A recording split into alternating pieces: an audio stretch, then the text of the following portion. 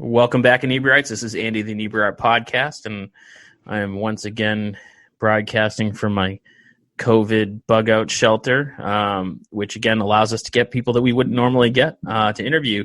And today we have, again, I'm really afraid of this name, Marchelle Bradanini. Yep, Nice. Nailed it. All right, I think that's the first name in over like 300 episodes that I got right. So. Wow. I'm glad I could be your breakthrough. So thanks for joining us. So you're a musician. We've been getting a lot of musicians lately, but so it seems to be everyone was in different stages of touring and album production when, the whole COVID thing happened. So like, what were you up to when this all kicked off?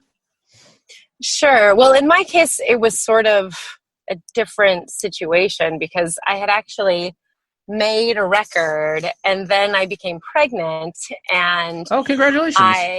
Thank you. I have there's a baby now.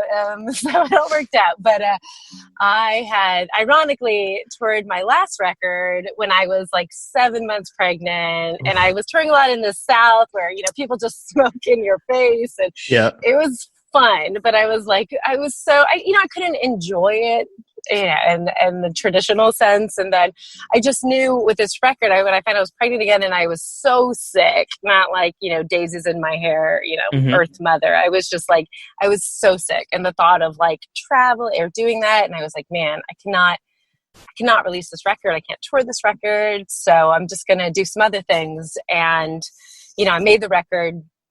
And then I had a baby, which is like pretty all-consuming and really difficult to tour, indie style in a Sprinter with, So I was actually waiting to release the record until like my kid was a little bit older. Mm-hmm. And then this sort of thing happened. And, I'm and you're like, I have the perfect excuse not to go anywhere.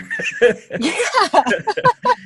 I know. I was like, is this some fucked up silver lining where I could actually release a record and not have the like pressure to tour it in that traditional sense? So, for me, I really like the songwriting process. Like once the song sort of like is recorded to me, I almost have like, it's almost like a stranger wrote it. I don't have this visceral need to like revisit it. If anything, I'm already on to the next record.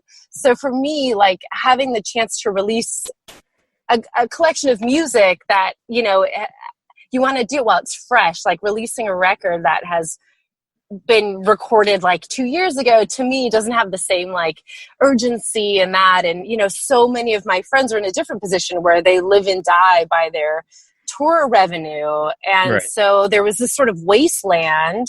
And I had ironically written this record about, the isolation you feel after you have a baby and you're kind of like in sweatpants and the world feels like it's going on around you. It's not dissimilar to quarantine. So I was like, man, a lot of these themes deal with like isolation, like feeling separate from the world. And I was like, I just want to release this record. I was talking to labels, but I was like, nope, I can't do a traditional tour right now. So I just want to release this record into the world. People want to listen to stuff. I want to listen to stuff. It's kind of a heavy-hearted record, which I tried to enter through the point of like almost like comedic satire because I was so, I had so much anger inside of me. But so it's kind of ironic that I don't think I could have released this record during a regular period of time. So that's what I'm doing now. But obviously the process of releasing and promoting a record, from your house is definitely a interesting undertaking. Well, with an infant too. So, I mean, you gotta kind of schedule everything around that. Did you find the songwriting process? Because, pregnancy does lots of wacky things to your brain. And I mean, even from the spouse's perspective, I'm not a person who remembers their dreams, generally speaking. Mm-hmm. And when my ex-wife was pregnant, I had crazy dreams, like very vivid, crazy dreams. Did you find your songwriting process changed at all while you were pregnant?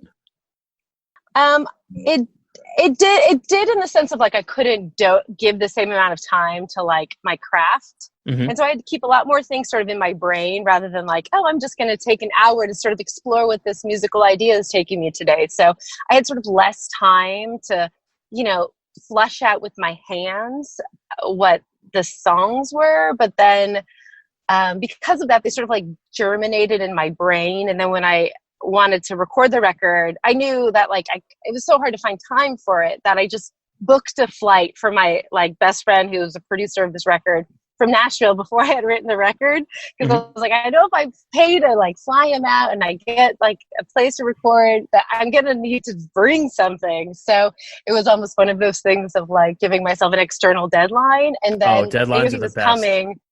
It was like a week before, and I hadn't written anything. And then, but I had so much sort of like stewing that I was able to kind of sit down in the wee hours and just write the record in like a very quick place. But it was just something that, you know, it wasn't like I was writing all the songs freshly. It was just a different process. But dreams, I think quarantine does that too, because you're not having the sort of visual stimulation. I had a dream the other night where I was just like, I couldn't keep my hands out of my mouth. It was like That's so weird. Stressful. I was like, this is such a waste of a dream. Yeah, I've had really weird dreams since quarantine too, and I think it's kind of that lack of mental stimulation where your brain's like, don't worry, I'll take care of it for you. Yeah, get some weird Jodorowsky-esque random... Just some weird nonsense and lots of those. Like, I don't even want to analyze. I just wake up and I'm like, nope, just going to pretend none of that went on in my subconscious. Yeah, there's lots of those, like, this is your friend's group, but it's not your friend's group, or this is your house, but it's not. It's your friend's house from 7th grade, or some weird, just your brain filling in all sorts of nonsense. Yeah, it's been interesting. But yeah, so that's got to be, because I feel like it's kind of a I don't want to say it's a good time to have a baby, but it's convenient because, you know, you don't really want to go a lot of places. I remember, when mine were little, that was everything involved either going in or coming out of the baby, and that was your day. Yeah. And people are like, what are you doing with your free time? I'm like, free time? Like, I maybe brush my teeth or like change my day sweatpants to my night sweatpants. Like, I'm not, I'm following the like Criterion collection on Instagram and thinking about, I'm like writing a list of all the movies. Like, oh, it's been a while since I've viewed Dog Day Afternoon, but I'm like, I'm not, like, it's my only time to myself is between the hours of like 9 p.m. and 1 a.m. And then my day starts at 6 a.m. If I'm lucky. So it's really, I think that's the hardest thing about having kids is like a lifelong musician. You basically had, bartender hours, and you've taught your body and your brain to sort of function in the like nighttime. And I think that's been the hardest thing, is just sort of like dealing with mornings and trying to be like a functional part of like daytime society. Yeah. They're worth it though. I mean, my oldest graduates from high school this Friday, so. What? Yeah, right? Can you believe that?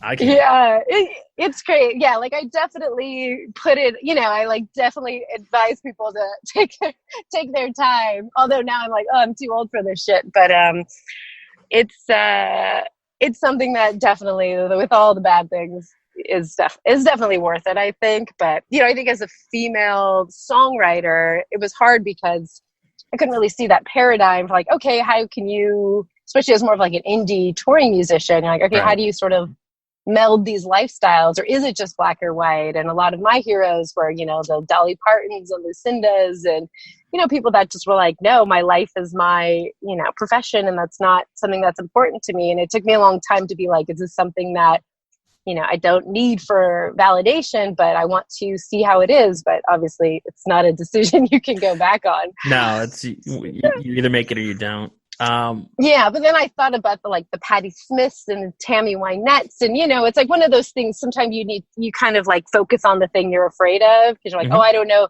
no one's done this before, and you're like, actually, most of the world has done this. So you're not that special. Find people you admire that have done the same thing and managed to have a career that is still totally amazing and creative. And I don't think Patti Smith is, I don't think anyone can knock her for falling into domesticity and shitty music. How old is the baby, and is it a boy or a girl? I have a baby girl that's 9 months, and my son is just 4. So we had so this is your second time around. Oh, totally. That's right. It's easy.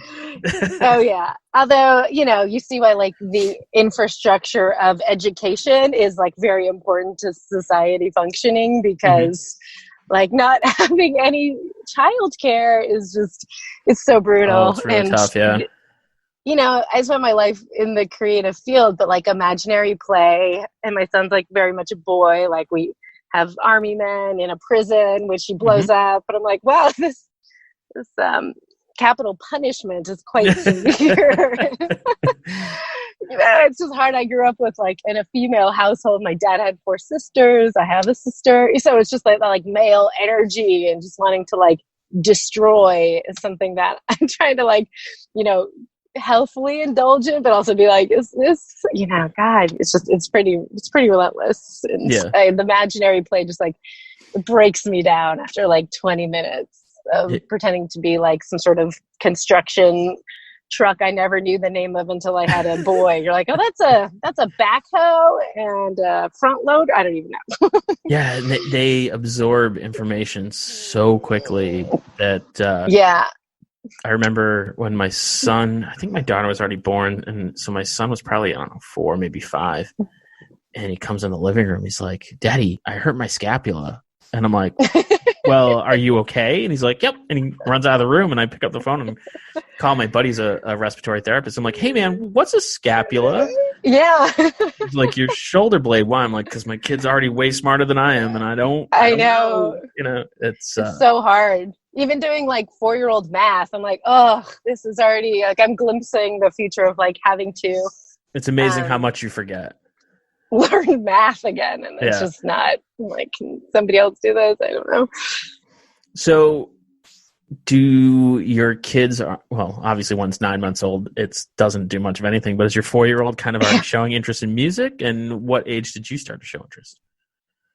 Yeah, I always think of balance of you don't want to destroy your child's brain by only listening. When he was young, I would just play Beefheart and some Velvet Underground and Talking Heads and the Beatles, and then he hears Baby Shark, and there's just something so primal about that they love, and you're oh, I've lost you.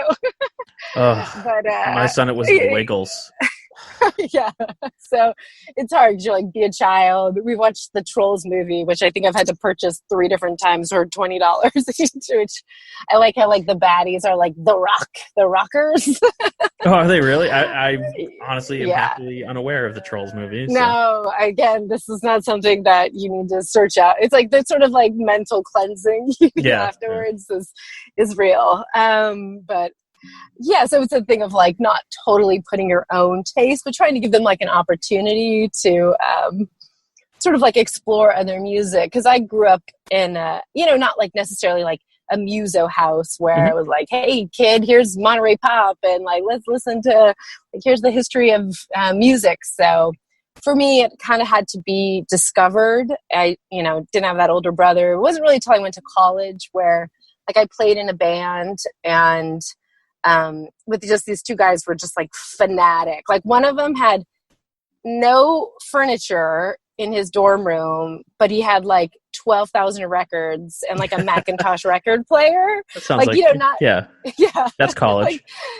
That's college, and it was nice because it wasn't oh my God, you don't know the weather report. It was very much enthusiastically sort of opening my mind to so much music and so many different genres, and really tracing the history of America and American music through Nirvana did this cover of a Leadbelly song, but this Leadbelly song is actually a Appalachian traditional, and so it's you kind of start start contemporary maybe and sort of work your way backwards, which I always think is so fun as somebody who just loves devouring music or the history of music and how so much of it's interchangeable and where scenes develop and how sound is created. There was a great Alan Toussaint podcast he was on, and he talks about the density of the air having a difference in the music versus New Orleans or Nashville or Memphis. It just sort of going in down the sound quality or the music as a whole. all of it, just like the psyche. And yeah, just finding those people you can just go deep and not necessarily be like puritanical about genre. I love those people. Those people who are so passionate that they want to share it with you, not those kind of elitist people be like, well, I've heard of this band that you haven't. Yeah. And it goes with movies and everything else. It's like, I love to like, be like, oh, you should check out this. And, oh, if you like that, check this out too. And I think that's the fun of it. Oh, completely. And just being okay with being like a dilettante. You're like, I like a little bit of everything, and I want to see how it's all interconnected, or this person worked on this record, or, so yeah, definitely like finding those people. And it was funny because when I was really young, I was in like the scene in LA, and I was kind of like, I just got into this for like the hang, and you guys are like really ambitious professionally, which, I wish you luck with, but it's like I went through that with a band where you get signed to like a major label and you're like, we're signed, we're rich, and then it's like, here's $5 between 5 of you, and we had our record sit for 3 years and then it never came out, and it was just one of those, by that time you just like, you hate your friends, you hate this, and then because one so-and-so signed you to their label, that you're like toxic for another major label. So it was like all that, and I was like, man, this, like, the business of music has so little to do with music. And then I heard this record by this guy T. Hardy Morris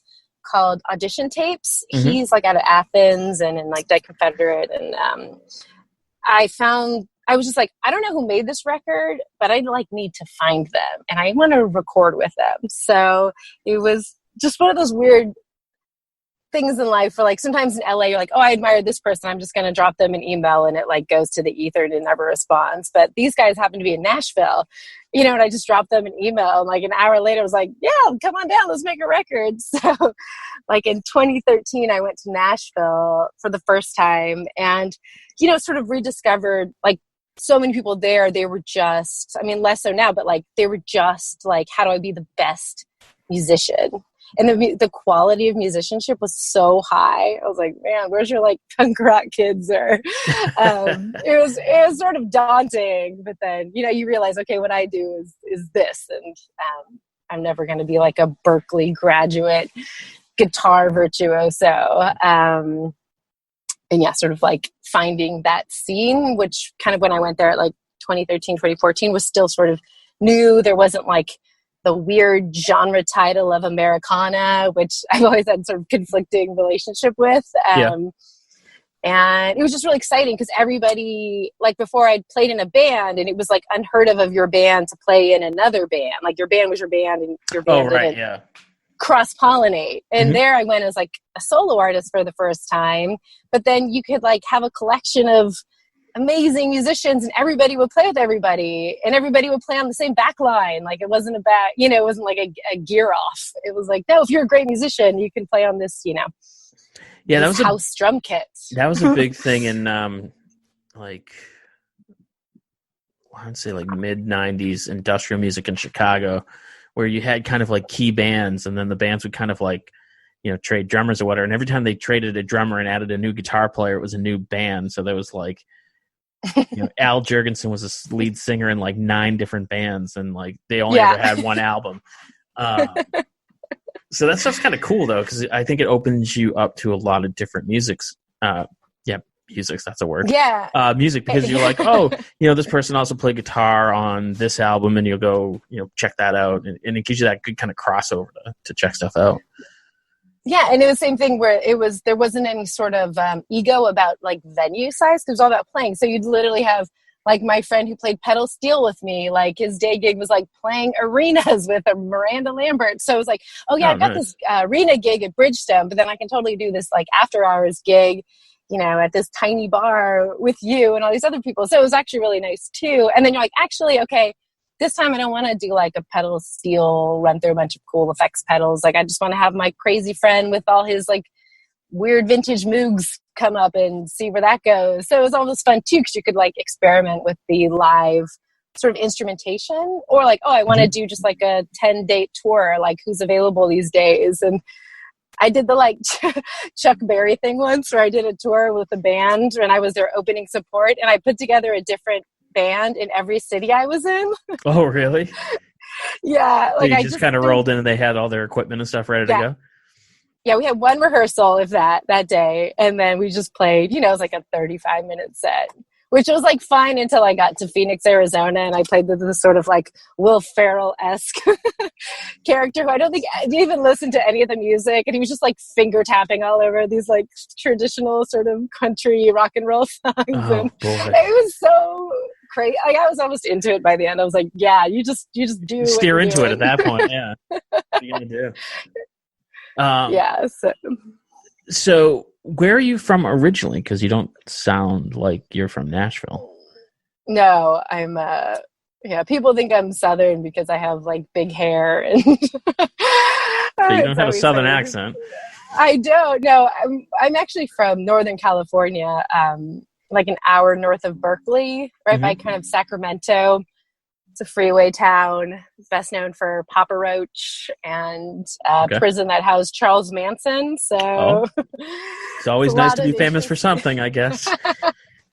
Yeah, there's some outlet stores, but it was nice because it was so close to San Francisco and Berkeley, and I didn't feel so sort of trapped in suburbia. And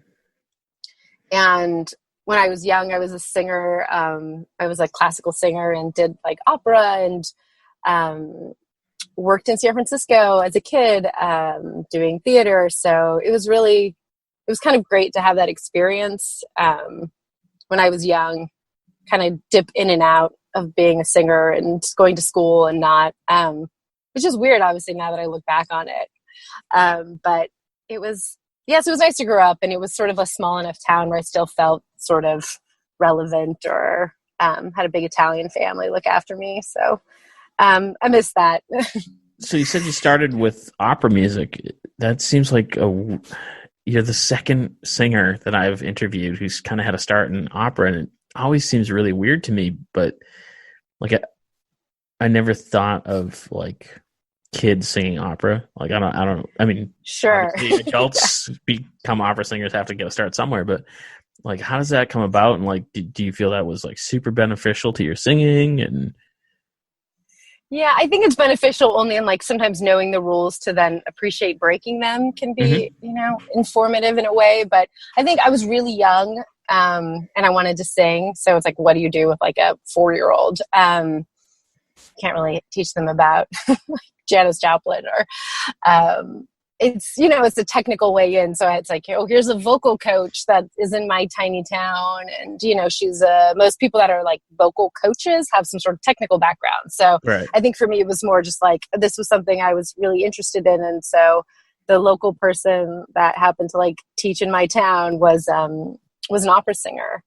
And theater like that. But yeah, it's funny, in most operas there's like an urchin or a choir boy, or there's usually some need for some small child, but it made my singing very rigid, because it's like, it's not about painting around the lines, and in opera it's like servicing the piece, you're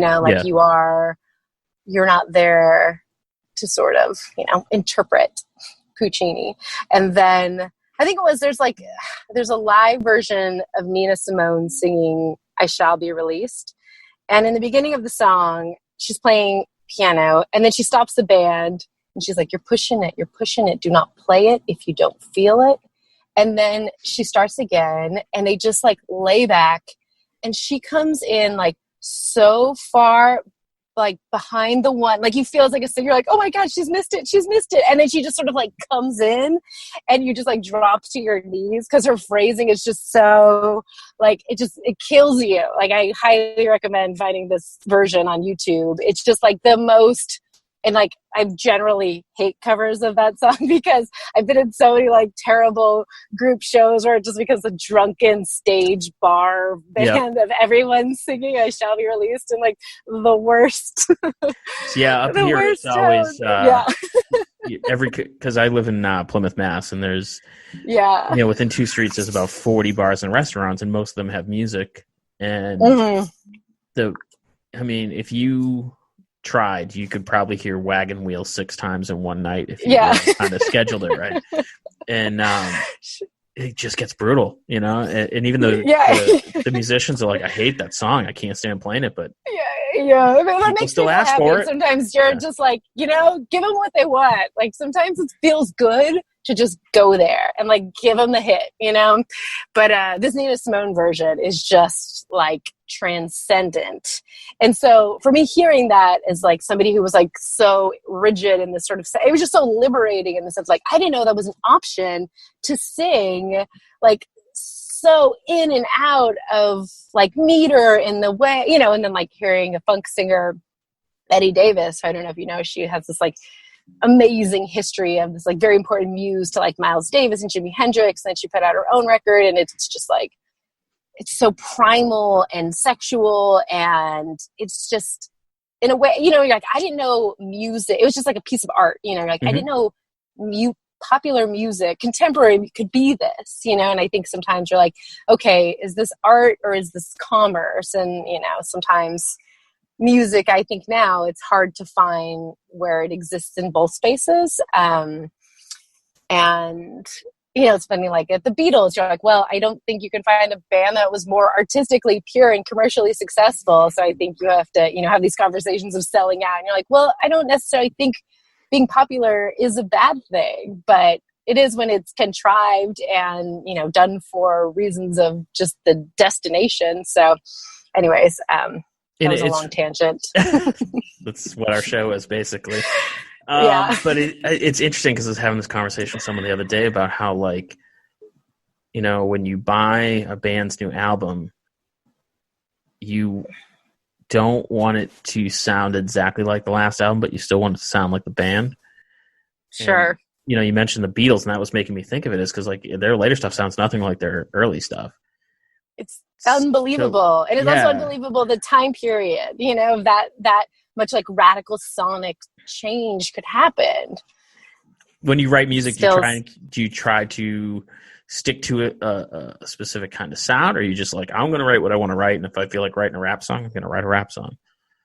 Yeah, totally. I mean, I've been in a lot of bands, and some of them were more about just like being free and not really caring about the sonic quality. And then I was in bands that were like, this means like, this is so much a part of me and so much my essence is in this track. So I've definitely explored a lot of different genres. Like when I was younger, I was just more just like, I'm going to have fun. I'm not going to be sort of hindered by a genre or expectations of what type of music I should be doing. But then, you know, when I got a little bit older, I really sort of like relaxed into my own tone, which is very much like a, you know, a grittier, weirder sound.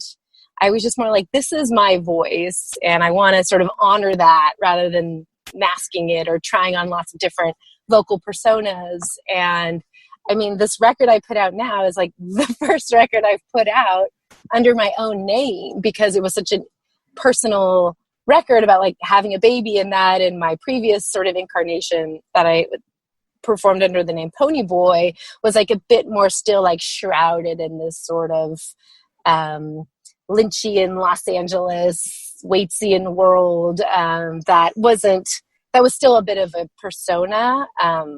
But yeah, so this one's more just like, okay, I actually am not even gonna try to overdo it with like big guitars and cool sounds. I want to just like write a really basic record that's driven by the songwriting and not the production.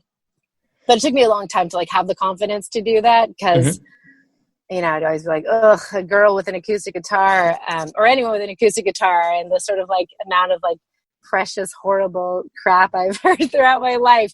You know, I always was like, oh, I just don't want to be that person with like zero self-awareness, singing like really self-important songs on like an acoustic guitar direct to the PA. And, you know, I think that so much was just my insecurity of my guitar playing or my voice, or not wanting to be, you know, or the stigma of feeling like, oh, how can I be a female singer but not like feel lame, or in this like songwriter genre that has somehow been like co-opted by, you know, a lot of stuff that I think, you know, it's like, man, Johnny Cash was a songwriter. That stuff was like, there was a danger and some, you know, mystery. And I don't know, I felt like I wanted to exist in that genre, but not be like put on like the coffee shop circuit or, you know, have that sort of stereotype along with it. Did you get a lot of crossover from the fans of Ponyboy onto your solo stuff? Yeah, I think because, you know, it's not like a total sonic reimagining. It's just more like a little bit more personal, but it seems like everybody that like that music is being receptive to this music. And again, also after you have kids, you're kind of like, well, this is where I'm going. So I don't have time to care if you're coming with me or not. I hope you do. Yeah. But I'm also like trying to pioneer a new genre of mom rock. I feel like there's a lot to be said in this genre that could use some more music. So how would you describe mom rock? I mean, that's you know, I don't know. I'm trying to figure that out. I feel like a lot songs of the to play in the minivan. Or? No, it's just like I'm tired of the bullshit. Like I don't have time for any of it. Let's get to the point. I'm tired. Here's what I see a theme, and I'm done. Yeah, it's I gotta say, you know, and also just like it's a different type of experience. Like I love songs, but like I never wanted to write them in a sense, because I'm like, well, I'm never going to write a better love song than like a Marvin Gaye, Stevie Wonder record. So like that canon seems quite full. So for me, I'm like, what's something, you know, that what's sort of a topic that seems a bit taboo, or like how can I write in a different way, approaching something that I feel like I'm experiencing that there hasn't been a lot of other songs about. And, you know, some of it's just, yeah, I literally have a song about like Drugstore Blonde, about people treating, you know, people, the things they say to you when you dye your hair blonde, and, you know, just like silly things. And then a song like Red, White, and Blues, which is about just like the political devastation I felt after, you know, 2016. So it's kind of like spans the gamut, which I think is kind of freeing in a way of like, okay, this isn't just X record, you know? Yeah. So, well, you mentioned political devastation after 2016, and are you based out of Nashville now, or are you still living in California? I came back to California. It's kind of interesting. My husband is a British comedy writer, and so he makes a lot of shows and goes back to England a lot, so we get to sort of any shows that England I might know? Just out of curiosity. Yeah, he's you know, a lot of shows people love it. Like he worked on Peep Show, he wrote on Flight of the Conchords. Oh, nice. A show called The In-Betweeners, What We Did in the Shadows. Yeah, and I love What We Did in the Shadows. That's so good. Yeah, he's like an honorary Kiwi, I feel like. And nice. It's just, my son turned me on to that. He's like, "Oh, you got to watch this show." Actually, I think he had me watch the movie. Yeah, the movie. Okay, very funny movie and funny TV show. So it's so it's sort of nice, but it's weird with film, because sometimes you're like, oh, I got to be here for 2 years, and like for me as a musician, I'm like, cool, that's fine by me, especially when our kids were younger. But I mean, it was something more like he was shooting something in Australia, so I came over and then just put together an Australian tour. And oh, nice.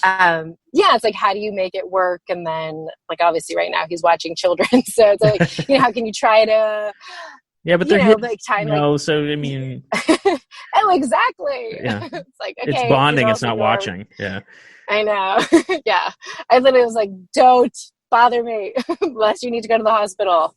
That's like my threshold for like, give me an hour. So yeah, it's interesting. But anyways, I as you probably know, the crushing cost of childcare. I have family in California, so I came back, and my family's been super helpful. They're not here right now, which is really painful. Just, you know, so I could still be creative and not just like, you know, have just to get a waitressing gig again. Yeah. To pay for, Los Angeles childcare. Yeah. So I'm back in California, which, I felt I got a great time in Nashville, but then I kind of felt like I did what I wanted to do there. And I feel like I am such like fundamentally a Californian and somebody who sort of like loves the weirdness of Los Angeles. I'm like, man, if Werner Herzog and David Lynch are okay with LA, like I'm okay with it, and for me, it's not a monoculture. It's not, it's like, to me, it's like Warren Zevon and Tom Waits. And it's like all my New Yorker friends who all live in LA, that always bag on it. And again, I do think it's not a great independent, music scene here, but then there's so much film and TV work, that it's kind of amazing because I've been able to do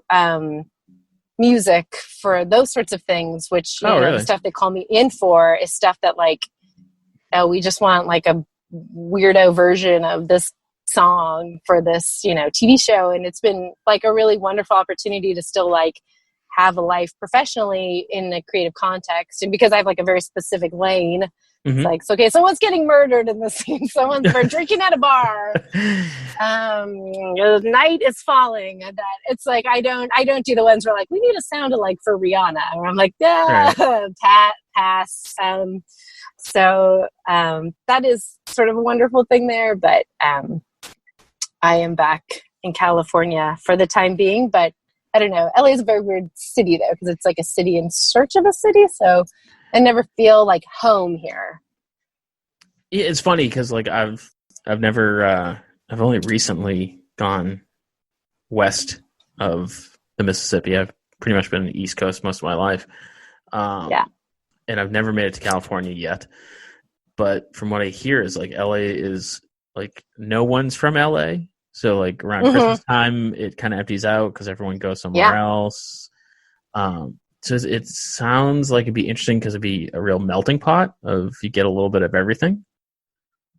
Completely. Fair? Yeah, it's definitely a transplant town, and it's really interesting too because like it's an industry town, and the main industry is like movie making, where you're like it's fundamentally a creative place, but then you also have that like crushing like juxtaposition of the haves and the have-nots, and just like the thousands of homeless people, with like Rolls Royces driving through the tents. So it's just like, it's really hard to grapple with this like third world disparity that exists here, because it's like sunny, and then it's just, again, like the homeless problem is just it's like so hard. How do you like engage and then not become numb, and then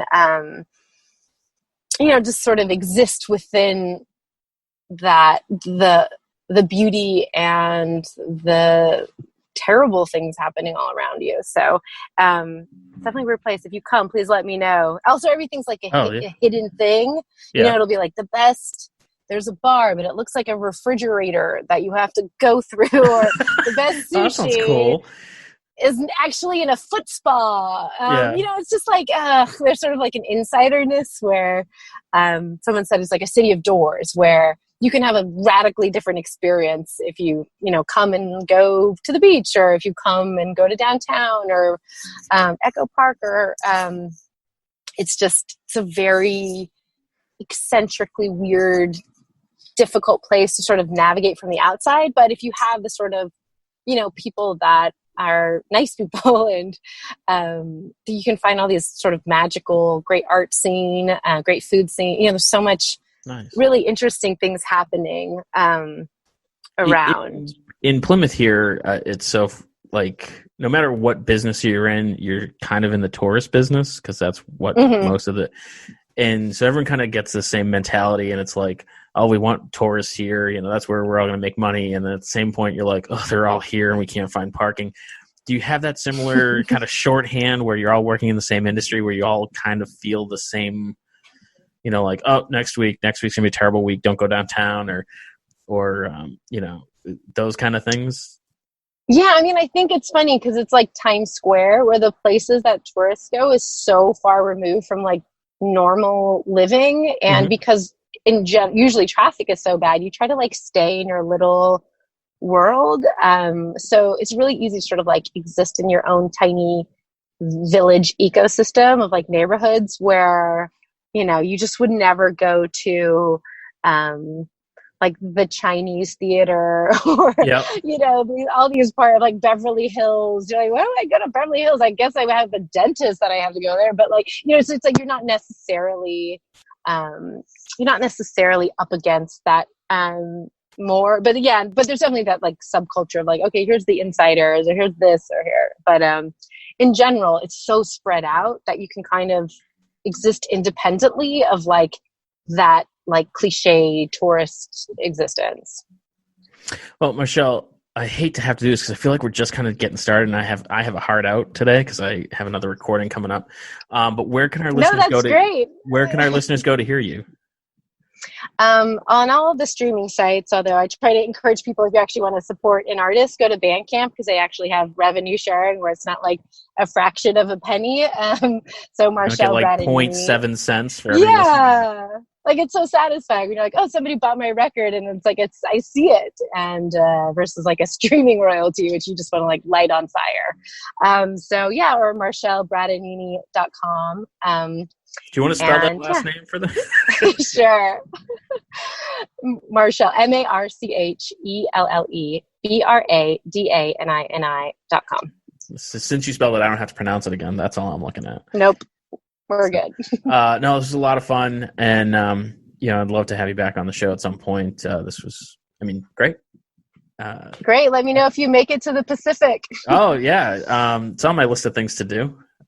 Once travel's normal again. And, I'll see you in 2025. Yeah. Congratulations on the baby again. That's awesome. And hopefully, thank you. 2 babies, a record and a breathing one. By the time I get out to the West Coast, you'll be sleeping again. Oh my God. I know. I can get a beer. Please. All right. Thanks again. All right. Take care. Bye. Thanks for listening to the podcast. You can find us on all social medias at Inebri-art, except for Instagram, we're at Inebri-art6. You can email us with your questions, complaints, and whatnot at Inebri-art@yahoo.com. And if you're looking for more podcasts, you can check out the other podcasts on our network, Retro Redoctopus, America's Hometown Horror, and, of course, Bar Talk, Old Colony, and Inebri-art Podcast, the original. So check those out and subscribe and comment so we can reach more people, and thanks for listening.